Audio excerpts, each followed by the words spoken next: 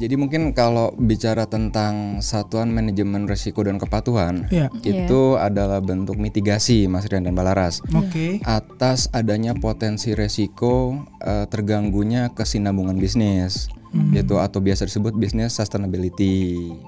Di situ kita akhirnya mencoba untuk mengukur Mas, bagaimana mengidentifikasi risiko, bagaimana memetakan risiko, lalu mencari mitigasi yang tepat atas risiko yang ada tersebut dan akhirnya memonitoring kembali. Manajemen risiko melalui pengelolaannya itu menjadi salah satu metode Mas. Bagaimana mengelola si risiko yang tadi tuh yang berdampak akhirnya stres, sehingga akhirnya kita bisa berjalan balance tuh, mana pekerjaan, mana kehidupan.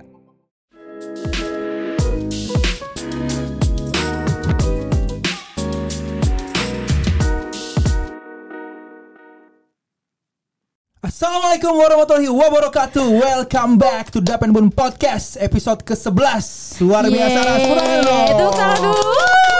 Luar biasa. Episode Keren ke-11 ini spesial Ras. Iya, angkanya juga cantik ya. 11. 1 tambah 1 2. Karena itu hostnya ada 2. Wah, luar biasa. Episode yang sangat spesial ini. Iya, betul banget Kak.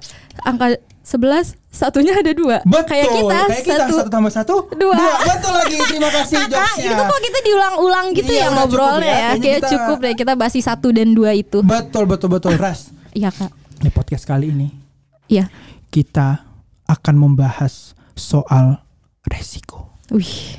Wah, Kak, balik lagi dong ke tadi. Apa tuh? Kayak di Dapen Bun ini loh Kak. Apa tuh? Kita tuh di Dapen Bun punya 2 satuan. Oh iya benar. Nah. 2 satuan. Iya. 2 1.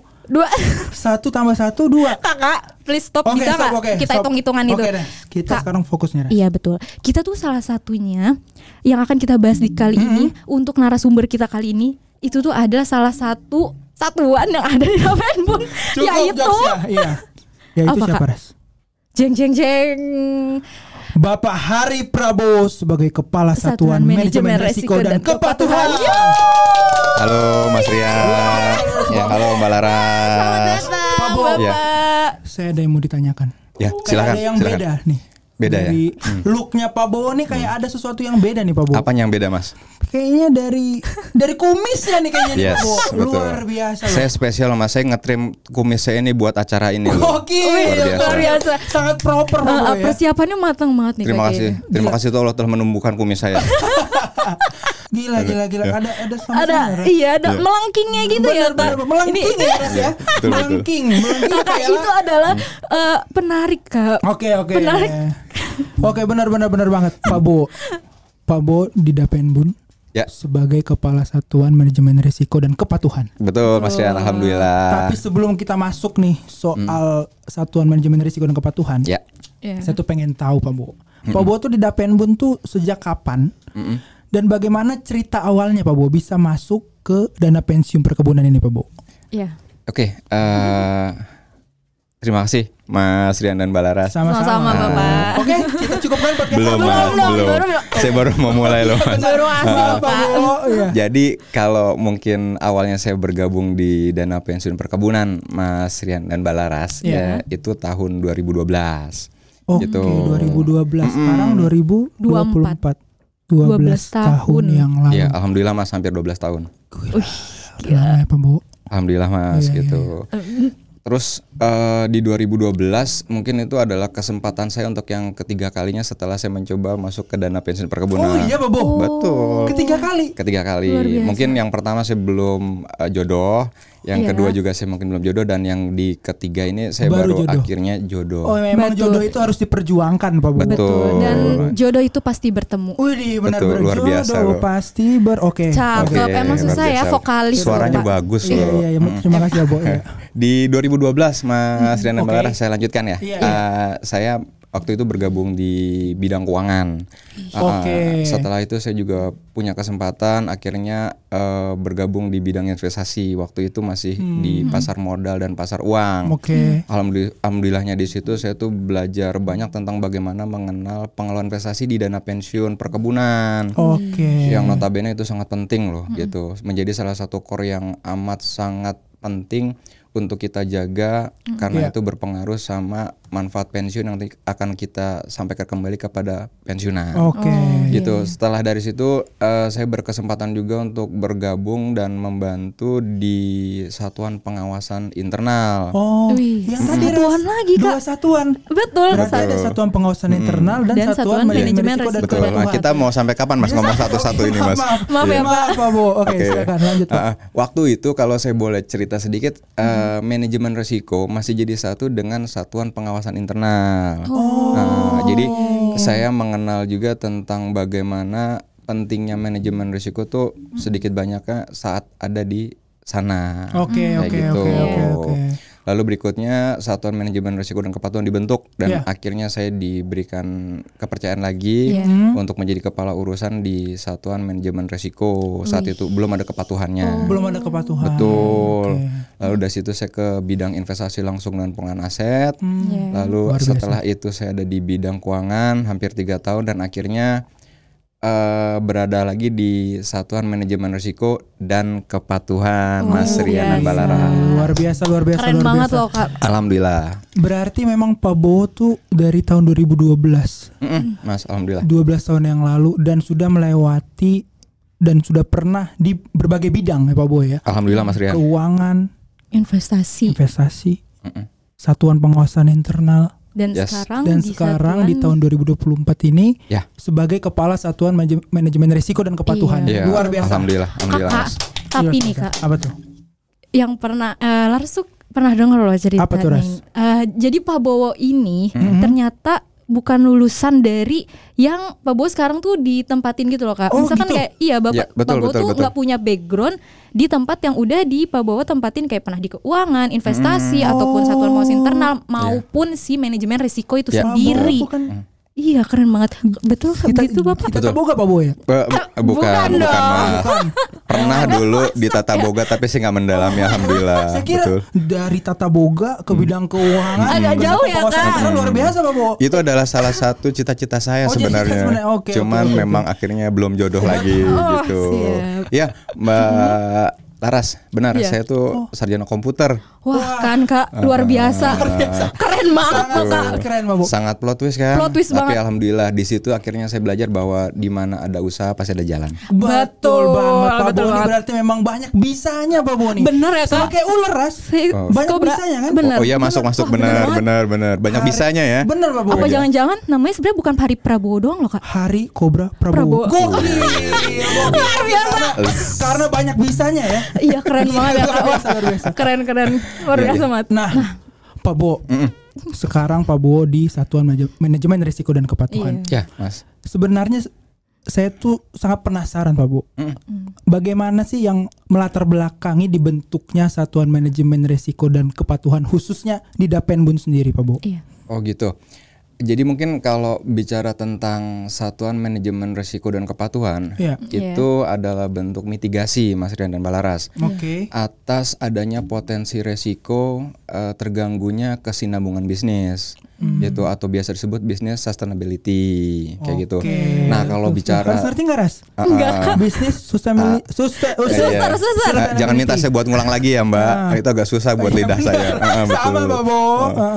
Jadi kalau bicara tentang adanya potensi risiko, kita tuh bicara juga tentang adanya penyebab. Nah, penyebabnya tuh bisa banyak hal, tapi mungkin salah satu yang bisa saya coba sampaikan di sini adalah tantangan berkembangnya industri keuangan di Indonesia, khususnya yang skupnya dana pensiun.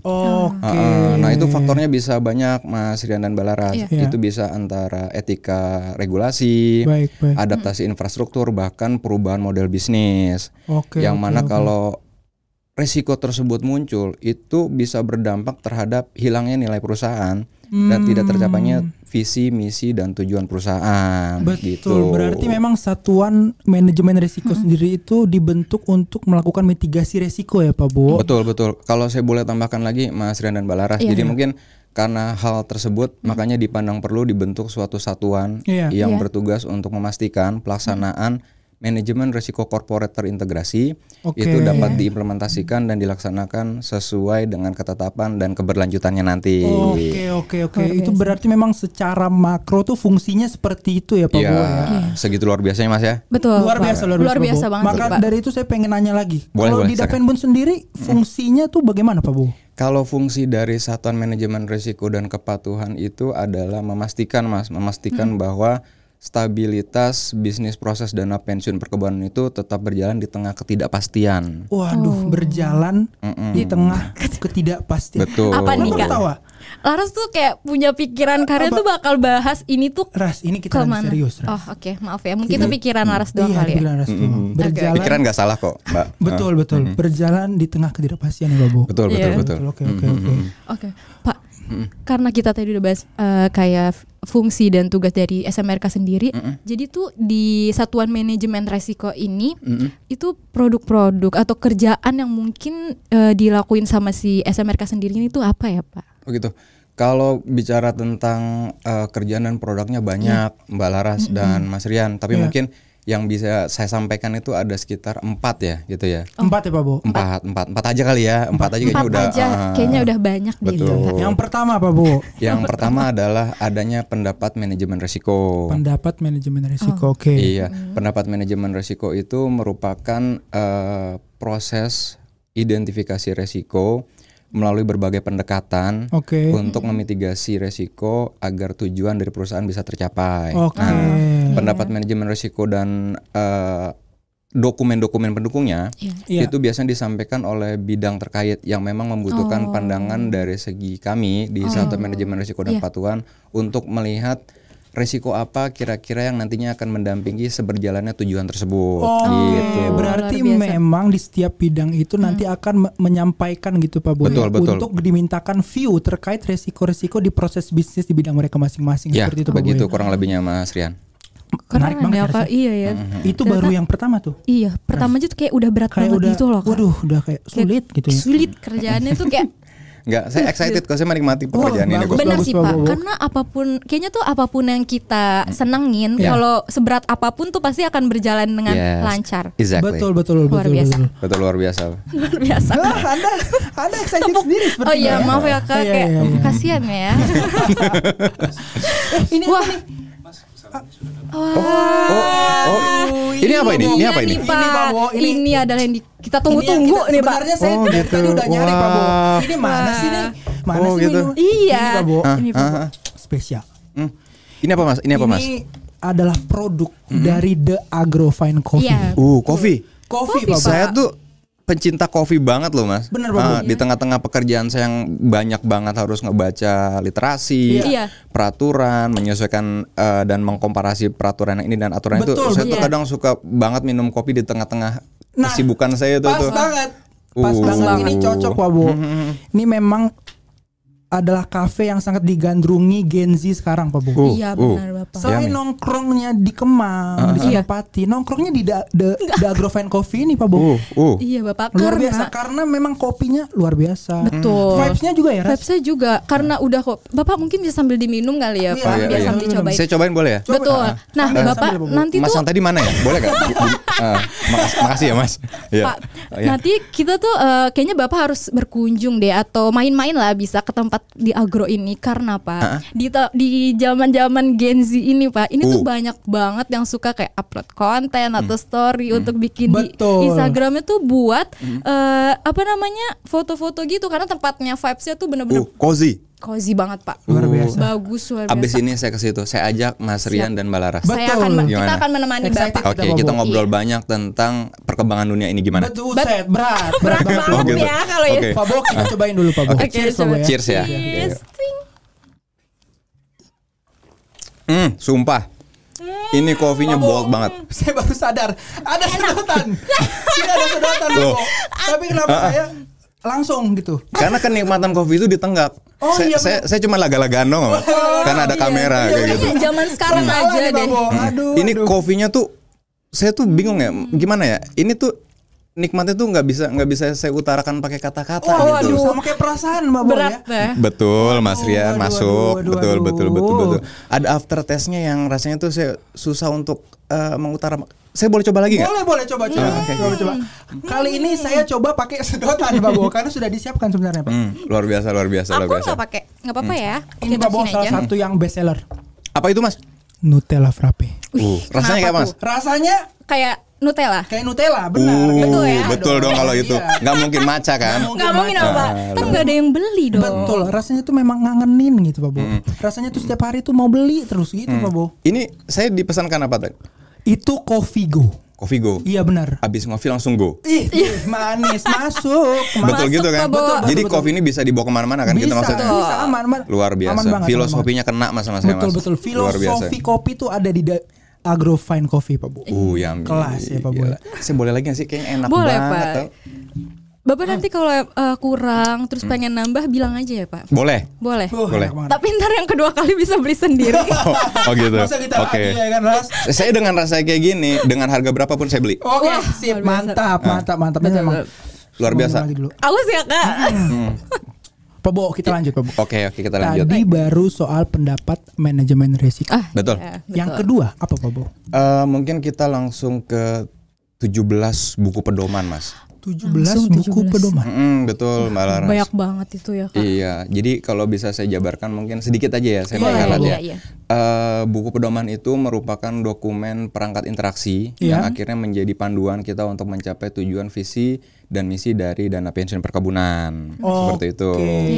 Jadi memang setiap bidang itu akan menjalankan di pekerjaannya itu sesuai dengan buku pedoman itu Pak Boy ya. Betul banget Mas Rian. Berarti ada 17 buku pedoman. Betul, 17 gitu. Menarik ya Ras. Benar sih.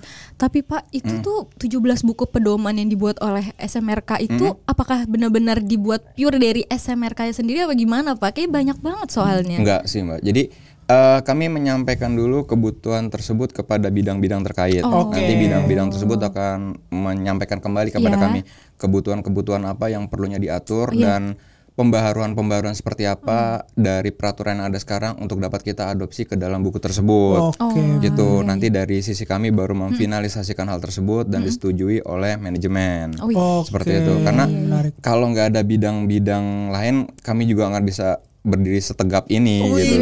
Luar biasa. Terima kasih buat teman-teman bidang dan satuan serta sekdapen yang lain ya. Benar Pak Bu, karena semua harus bersinergi ya Pak Bu. Betul, untuk bersinergi. mencapai visi misi Dapenbun sendiri. Kita nggak bisa maju sendiri Mas. Benar Pak Bu, benar gila luar biasa. Teamwork.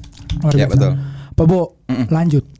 Yang ketiga, Pak Bu. Yang berikutnya kita punya 74 SOP Mas Rian dan Mbak Laras. Waduh, makin banyak ya Kak. 74 SOP. Iya. Gimana tuh Pak? Jadi SOP itu merupakan pedoman, langkah dan tahapan kita untuk memastikan bahwa pelaksanaan pekerjaan di dana pensiun perkebunan itu sudah sesuai dengan tujuan dan ketentuan yang berlaku. Fungsinya jadi sebagai guidance. Gitu aja. Tapi saya jadi bingung nih. Yang membedakan antara buku pedoman dengan SOP itu apa? Jadi kalau buku pedoman tuh kita bicara tentang generalnya Mas, luasnya. Nah, sedangkan untuk SOP sendiri itu bicara tentang alur pelaksanaannya. Jadi bisa dibilang itu merupakan turunannya bagaimana melaksanakan buku-buku pedoman tersebut gitu. Ada 17 buku, ada 74 SOP. Ada 7-nya Mas. Ada 7-nya. Ada apa dengan angka 7? Ada apa tuh Kak? Jeng. Kalau ngomong angka 7 saya ingat jadi kemarin Indonesia versus Arab Saudi. Luar biasa. Betul kan? Marcelino Ferdinand. Betul. Angka 7. Angka 7. Yes. Luar biasa. Menang 2-0 kan Pak Bo. Betul, 2-0. Mencetak 2 gol kan? Iya, betul banget. Satuan ada 2 kan Pak Bo? Betul. 2. Semua serba saling ada korelasinya kan. Iya benar Pak Bo. Benang merah ya? kan. Betul. Jadi nggak ada yang kebetulan di dunia ini menurut saya kayak gitu. Betul Pak Bo. Selamat sekali lagi untuk Indonesia ya Pak Bo. Betul, selamat. Luar biasa. Tapi walaupun Laras sebenarnya nggak ngerti ya masalah perbolaan ini. Cuman kalau Indonesia menang saya ikut senang. Betul. Iya dong. Betul. Tapi kalau saya boleh nanya sama Mas Rian dan Mbak Laras, tahu nggak sih faktanya bahwa kemenangan Indonesia sama Arab Saudi kemarin itu adalah kemenangan perdana timnas Indonesia itu di grup C kualifikasi Piala Dunia tahun 2026 zona Asia loh. Iya ding. Itu baru pertama kali menang Pak Boy? Yes, pertama kali. Gitu. Dan di angka 7 tadi Pak Boy ya? Betul, kita balik ke 7. Dan plus itu menjadikan kita negara Asia Tenggara terbaik melewati Vietnam dan Thailand di putaran 3 kualifikasi Piala Dunia. Luar biasa. Tepuk tangan lagi sekali lagi. Luar biasa kan? Balaras paham kan apa yang saya masuk? Enggak sebenarnya. Enggak. Balik lagi ke yang tadi. Pokoknya Indonesia menang, senang. Betul banget Pak Bo. Oke. Pak Bo, tadi kan udah dijelaskan soal yang pertama. Pendapat manajemen risiko. Betul. Yang kedua, buku pedoman. Betul. Yang ketiga, SOP. Betul. Yang terakhir apa Pak Bu?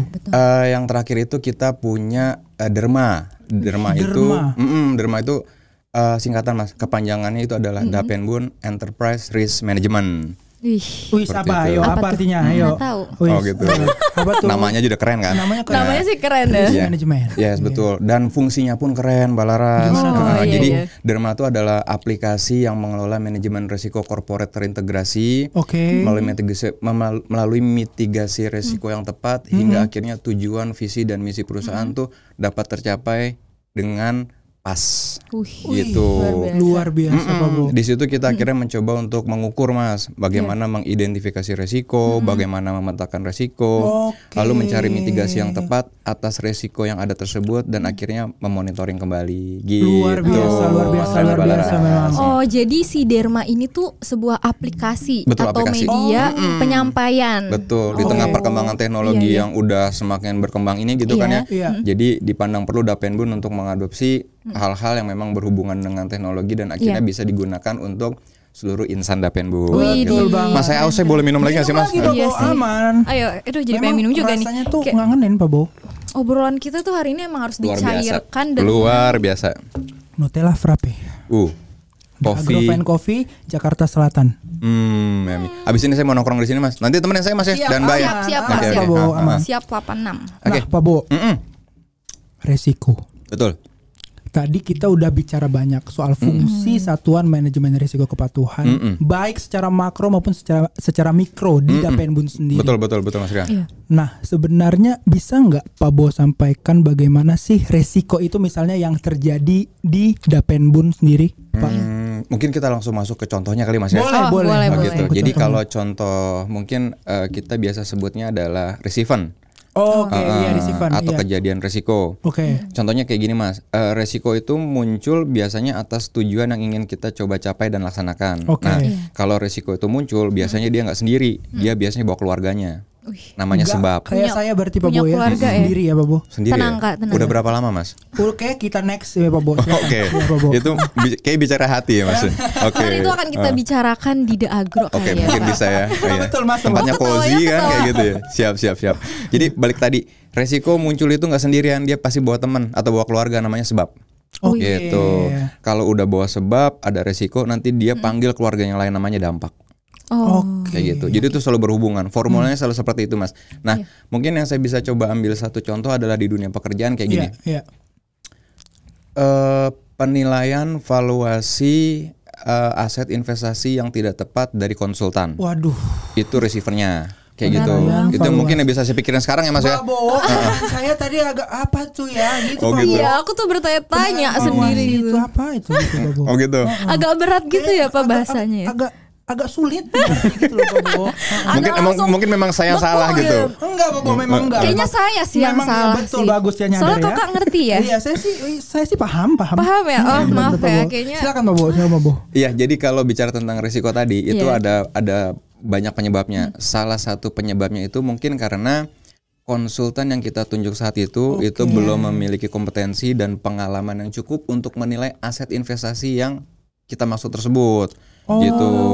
Nah, dampaknya tuh apa tuh Mas dan Mbak? Kalau dampaknya potensi itu muncul, nantinya nilai investasi kita akan turun gitu. Nah, kalau resiko, sebab dan dampak itu udah muncul, kita harus mencari yang namanya jalan keluar. Betul. Kalau jalan keluarnya nggak ketemu, kita keluar jalan-jalan. Bukan. Yang di jalan hati-hati. Yang di hati. Kapan jalan-jalan? Masuk. Ada apa dengan jalan? Masuk. Enggak ya. Cukup ras. Kayak gitu. Nah, pencegahan itu biasa kita sebut namanya mitigasi resiko, Mas Rian dan Balaras. Betul. Kalau hal kayak gitu tuh, receiver yang tadi saya maksud, mitigasi gimana? Ya kita melakukan penunjukan konsultan kembali yang memang memiliki kapabilitas dan kredibel untuk menilai aset yang kita maksud tadi. Gitu Mas dan Mbak. Berat kan? Berat ya Ras ya? Berat. Pak Bo, mungkin bisa Pak Bo untuk menyederhanakannya Pak Bo. Misalnya di dalam kehidupan kita sehari-hari yang mungkin relate gitu ya sama kehidupan kita. Saya coba mikir ya, mungkin saya butuh waktu sekitar 1 jam, boleh nggak? Lama banget ya Pak. Kelamaan. Oke, saya diminta cepat ya. Oke, mungkin gini Mas, potensi resiko karyawan yang tidak sesuai dengan kebutuhan perusahaan. Wah. Begitu. Itu dampaknya sekali lagi bisa banyak hal. Cuman yang mungkin saya bisa sampaikan di sini itu satu nih ya. Mungkin pada saat perekrutan itu banyak karyawan yang akhirnya calon karyawan yang akhirnya mencoba untuk melamar dan akhirnya seleksi waktu itu bias dan abu-abu sampai akhirnya tidak tepat memilih salah seorang karyawan untuk mengerjakan pekerjaan ini. Gitu. Panjang ya Mas ya? Panjang. Itu yang ada di kepala saya sih Mas. Keren saya paham Pak Bo. Saya juga paham kok kalau yang sekarang. Karena mungkin ini relate kali ya. Udah mulai agak-agak cair gitu. Udah mulai cair ya? Iya, karena ada Dagro. Kita minum lagi kali ya. Emang benar minuman itu bisa mencairkan suasana. Tadi saya belum secair ini loh. Dengan ini makin langsung cair ya Pak. Excited. Keren banget. Luar biasa. Mas yang tadi tuh siapa sih? Ada itu Pak Bo. Itu memang dia yang sebagai penunggu podcast di sini. Oh gitu. Penunggu dia. Charming loh dia tuh. Iya ya. Shining sebenarnya splendid. Dia tuh bisa nggak sih duduk di sini untuk podcast gitu? Jangan. Bahaya Pak, bahaya. Oke. Benar. Salam buat Mas yang tadi tuh. Nanti disampaikan salam Bo. Luar biasa. Makasih loh Mas. Kopinya makasih tadi Mas. Kayak kita sering nanti berkunjung ya Pak, biar Bapak bisa ketemu lagi dengan si Mas Charming. Siap. With pleasure. Gitu. Ya, jadi kalau mungkin bicara tentang tadi kita bicara resikonya bahwa ada karyawan yang tidak sesuai kebutuhan karena mungkin seleksi yang waktu itu bias gitu atau abu-abu, segitu banyaknya orang sampai akhirnya nggak secara maksimal bisa terpilih gitu. Nah dampaknya apa? Dampaknya itu akan mengganggu pelaksanaan pekerjaan di perusahaan sendiri gitu. Sorry Mas. Gak apa-apa Pak Bo. Enak banget sih sumpah. Iya kayak gitu. Nah, terus kalau bicara tentang mitigasi. Kok ketawa ya? Ini ada suara-suara. Saya dengar suara-suara. Penunggu podcast ini kayaknya. Penunggu podcast tadi tuh. Kayaknya tahu deh Pak dia lagi diomongin. Kayaknya dia ngerasa gitu loh Pak. Getarannya tuh sampai gitu. Jangan sampai otak amigdala saya nih mengeluarkan diksi-diksi tertentu atas keberadaan makhluk itu loh. Iya kan? Gimana ini? Serem ya, agak merinding gak sih? Saya lanjut ya Mas dan Mbak ya. Siapa? Nah kalau mitigasinya bagaimana tuh? Mitigasinya adalah memberikan training dan pelatihan yang cukup kepada karyawan tersebut sampai akhirnya dia nanti bisa berkontribusi banyak terhadap pelaksanaan pekerjaan di perusahaan gitu. Nah itu tuh kalau kita bicaranya tentang karyawan banyak banget nih Mas Rian dan Balaras yang saya coba baca gitu tentang risiko-risiko yang muncul khususnya di dunia pekerjaan dan berhubungan juga dengan kehidupan. Wah menarik nih. Seru. Kita coba sharing aja ya. Kalau Mas Rian tuh Gen Z. Gen Z. Saya Gen Z. Bukan dong Kak, masa Gen Z kan? Gen Z. Mbak Laras? Iya sama saya juga Gen Z. Berarti sama-sama saya dong Gen Z. Enggak dong, Mas Bobo Gen Z. Muka saya kenapa Mas? Ada masalah enggak? Iya, kok tapi kelihatan sih masih cocok sih sebenarnya Bobo. Gitu. Tapi dari kumisnya cocok kayaknya nih. Ini saya terinspirasi dengan filsuf Roma loh. Waduh, luar biasa. Gitu. Sokrates gitu Bobo ya. Luar biasa loh. Mas Stoik ya? Iya begitulah Pak Boy. Sama saya dulu. Sama saya. Benar. Apalagi nih? Kok agak pusing ya saya? Kok jadi kayak pusing lagi? Perasaan tadi udah cair loh. Gitu ya. Ya kita minum lagi yuk. Ayo. Cheers. Minum lagi. Cheers. Aduh. Ya. Jadi saya balik ke tadi. Mungkin Mas Rian sama Mbak Laras pernah dengar risiko psikososial nggak? Psikososialnya saya tahu Pak Bu. Apa Mas? Slipknot. Yes, betul. Itu salah satu dari singlenya Slipknot. Betul. Di album keempat. Yang judulnya. Ternyata tahu juga Pak Bowo nih. Saya kan dulu juga pernah dalam keadaan yang agak goyang, Mas kayak gitu. Benar. Judul albumnya tuh All Hope Is Gone gitu kan. Itu dirilisnya tuh di 28 Agustus 2008. Wah, terlalu informatif. Iya, ingetannya tuh sangat. Iya, kan. Bagus ya Kak. Apa? Sulit loh diungkapin. Ya, risiko psikososial itu merupakan epidemik kesehatan di abad 21, Mas. Pak Bo, epidemik. Rekan saya. Oke. Tadi agak roaming tadi. Oke. Iya, apa epidemik itu kan? Epidemik tuh apa ya? Wabah gitu. Iya, wabah betul. Benar. Nah, itu tuh kenapa disebutnya epidemik karena itu dampaknya dengan kesehatan mental sendiri bagi personal yang memang mengalami risiko tersebut. Itu bisa nanti dampaknya ke pekerjaan dan kehidupannya pun terbawa kayak gitu. Nah, yang paling menjadi menarik adalah mungkin kenapa kok muncul risiko psikososial, Mas Rian dan Balaras. Itu karena mungkin ada sebabnya. Nih saya coba minta minta apa nih? Minta kopi. Minta informasi kali gitu ya lebih lanjut. Kita coba tukar pikiran nih karena saya langsung dengan Gen Z-nya nih kayak gitu kan. Boleh. Kalau tekanan pekerjaan tuh kalau menurut Mas Rian dan Balaras sendiri gimana? Bisa jadi penyebab nggak sih untuk adanya risiko psikososial ini? Bisa ya Ras ya? Bisa. Misalnya Pak Bo, misalnya load pekerjaan yang sangat banyak. Betul. Sehingga bikin stres. Hubungan antara atasan dan bawahan. Setuju. Benar-benar. Mungkin secara komunikasi nggak baik. Bisa, betul. Hal itu yang bisa mempengaruhi ya Pak Bo ya. Betul, jadi distorsi ya Mas ya. Betul. Nah, jadi mungkin penghambat. hal-hal seperti itu sih Pak. Ya setuju sih Mas. Betul. Jadi kalau yang disampaikan sama Mas Rian dan Balaras tadi saya setuju. Jadi memang akhirnya pressure pekerjaan atau tekanan pekerjaan tuh menjadi salah satu isu yang cukup kental gitu loh di lingkup Gen Z sekarang gitu. Nah tapi yang lebih menarik itu adalah kenapa faktornya tuh bisa muncul.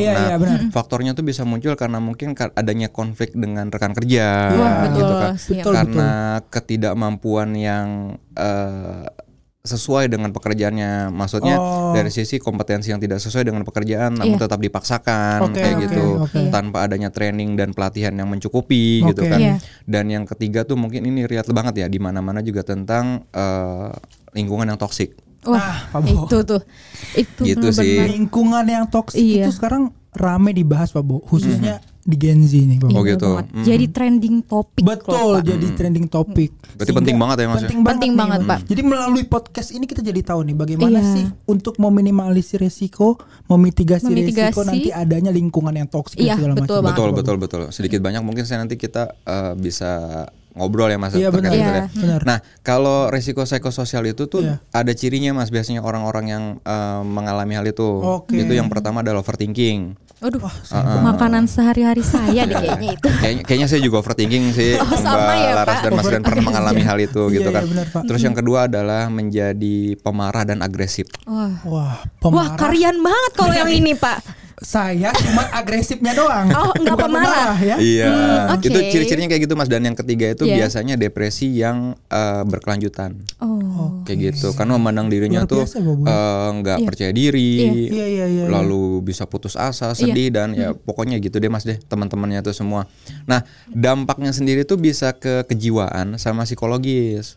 Gitu. Kejiwaan dan psikologis. Betul. Ada apa ya? Lihat aja tadi nih. Ngelihat doang kok Mbak. Ngelihat doang. Saya masih normal kok. Iya, nggak ada yang bilang nggak normal kok Mbak. Normal lah, nggak ada. Jadi kalau cirinya tentang kejiwaan sendiri tuh itu berpengaruh sama kesehatan mental khususnya. Mental health. Iya betul, mental health. Itu dampaknya tuh benar. Relate banget kan? Sama keadaan sekarang kan gitu. Terus kalau untuk psikologisnya sendiri adalah stres yang berkelanjutan kayak gitu. Nah, mitigasinya gimana nih? Nah, ini yang ditunggu-tunggu. Viewers juga tahu nih Pak. Gimana tuh Pak?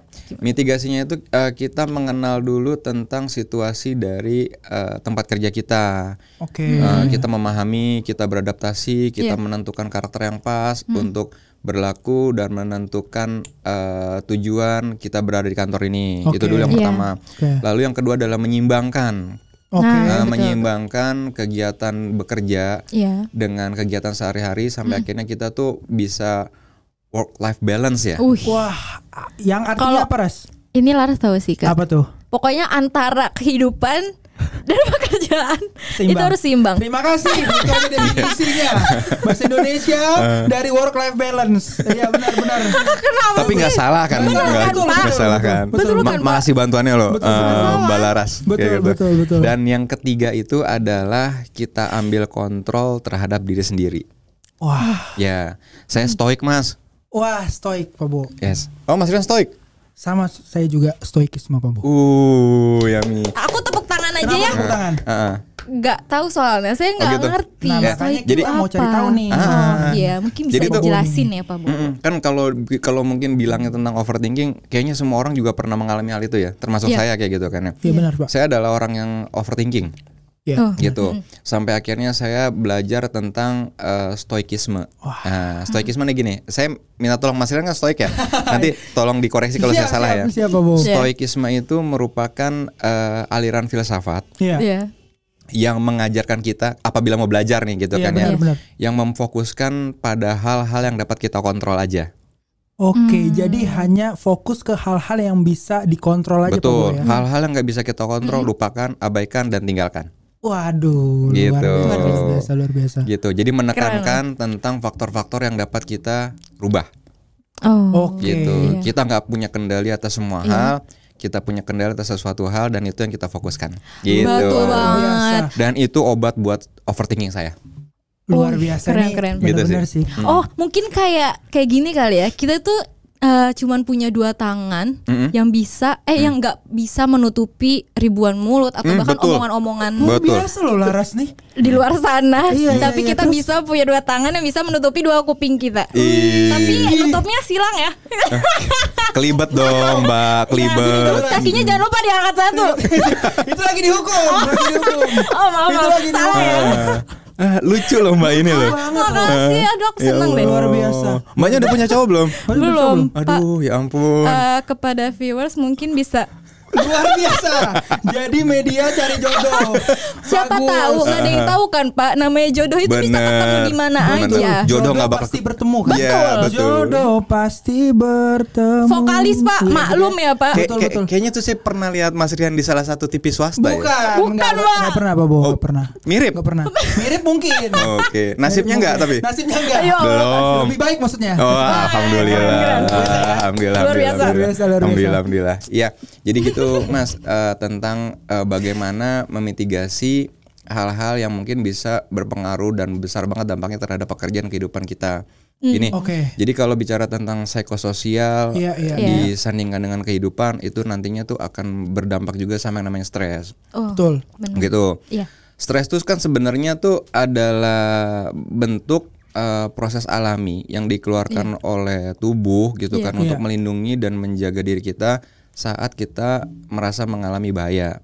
Nah, yang nggak sesuai sekarang itu adalah bagaimana kita nggak bisa mengelola stres itu dengan baik, kayak gitu. Nah, makanya manajemen resiko melalui pengelolaan itu menjadi salah satu metode, Mas. Bagaimana mengelola si resiko yang tadi tuh, yang berdampak akhirnya stres, sehingga akhirnya kita bisa berjalan balance tuh, mana pekerjaan mana kehidupan. Luar biasa. Memang berarti secara fungsi memang manajemen risiko ini bukan hanya untuk di pekerjaan, tapi memang bisa digunakan untuk meminimalisir risiko-risiko yang kita hadapi di kehidupan juga. Betul. Jadi gini Mas Rian, kalau mungkin Mas Rian tahu efek dari stres sendiri kan itu bisa macam-macam ya Mas ya, gitu kan, bisa putus asa, gitu kan. Bisa konsentrasi yang menurun gitu kan ya. Juga bisa sedih, yang sedih akut gitu. Dan mungkin yang paling berasa banget adalah naiknya berat badan. Wah. Betul kan? Betul Pak. Banyak yang seperti itu gitu kan. Karena itu sebagai bentuk pelarian kan gitu. Betul banget. Bahkan ada yang dia nanya gitu loh. Mungkin kalau kata kiasannya kayak gini nih Mas nih gitu kan. Gimana caranya pulang padahal udah di rumah gitu kan. Waduh, filosofi banget Pak Bo. Kebanyakan baca buku sih Mas gitu. Saya tadi doang. Tapi artinya ya gitu Pak Bo. Laris tahu sih Kak. Mereka tuh jadi kayak kehilangan jati diri gitu. Padahal mereka tahu mereka bisa ngelola itu semua dan menjadi bahan bakar mereka buat maju gitu sih sebenarnya. Luar biasa nih Ras. Luar biasa banget. Dari yang kita bahas soal manajemen risiko, secara makro tadi ya Pak Bo ya. Secara mikro khususnya di Dapenbun, di kehidupan nyata juga untuk menghadapi pressure pekerjaan, untuk mengetahui resiko psikososial dan bagaimana meminimalisir resiko itu gitu ya Pak Bo. Betul. Ini obrolannya berbobot loh Pak Bo. Daging loh ini Pak Bo.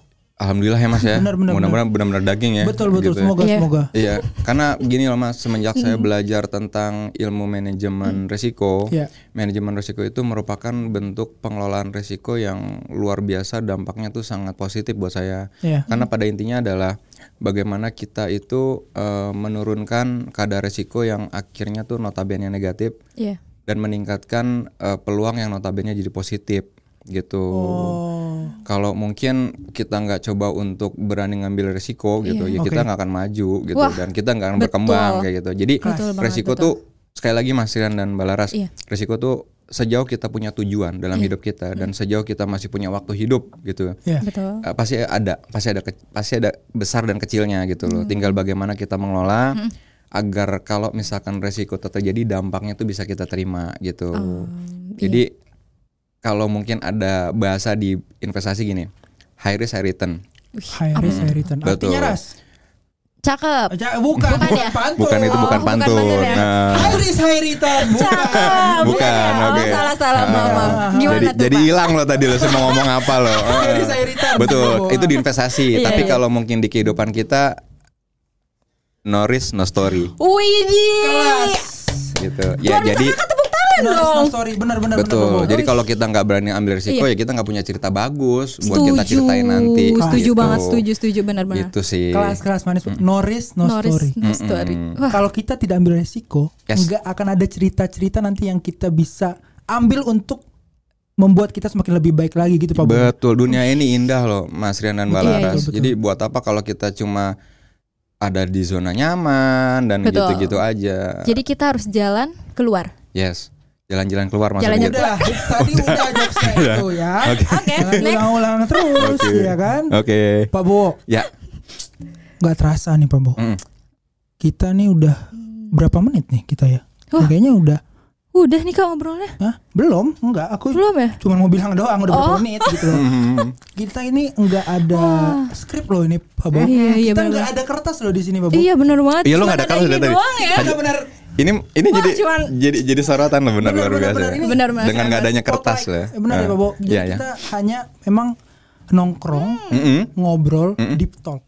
Ditemani oleh kopi memang yang rasanya tuh deep. Benar. Dalam rasanya. Sampai sekarang saya masih belum bisa mendefinisikan Mas rasanya tuh. Speechless kan Pak Bo. Luar biasa. Ya? Enak banget. Parah. Coffee go, betul. Benar-benar santai banget. Yang rasanya seperti? Nutella. Betul. Terima kasih Laras atas jokes yang terus diulang.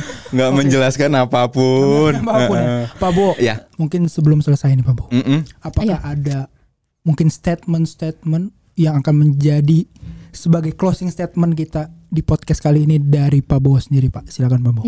Apa ya Mas? Apa ya Mbak ya? Gini.